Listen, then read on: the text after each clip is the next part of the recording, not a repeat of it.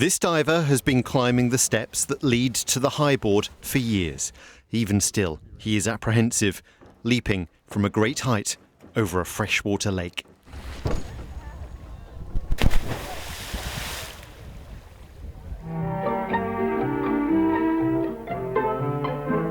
They've been diving at Henley's for nearly a century. This film shows the American Olympic diver Pete Desjardins giving a demonstration to Bristolians back in 1935. And over the years there have been races and competitions. Today it caters more for the leisure swimmer.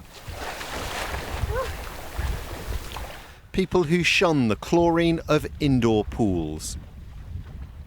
It's so much more invigorating, the fresh air, the peacefulness, the swimming amongst trees, birds, the odd fish jumping. There are no kids bombing and jumping in, and you're out there and you're part of nature, and you come out smelling all lakey, and it's fantastic. It's like nothing else.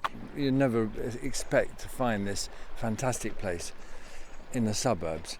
I work in an office and I love wild swimming, so it's just a perfect post-work refresher, or Friday mornings, the best start to the day.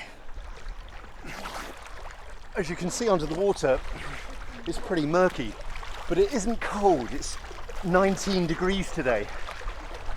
But people swim here year round, even in winter, even when the water is just 2 degrees. I'm fine with it because I've been swimming here for 30 years, but 2 years ago we started winter swimming, which was fairly challenging, and it does get very cold, but people find it very invigorating. And it actually, when you've been through the winter swimming, the summer isn't a problem. The fact is they've been using the lake in all weathers since it stopped being used as a quarry at the turn of the last century. Skating in winters, bathing in summers, galas and water polo.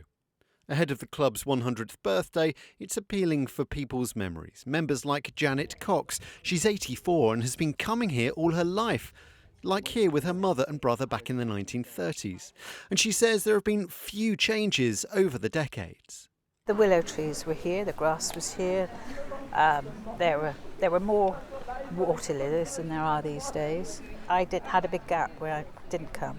And when I came back, the changing rooms smell exactly the same as they did, because it's the matting, isn't it? It's sort of dampish, and it smells the same. But the lake is still creating memories. Just ask our highboard diver, Charlie Peak Payne.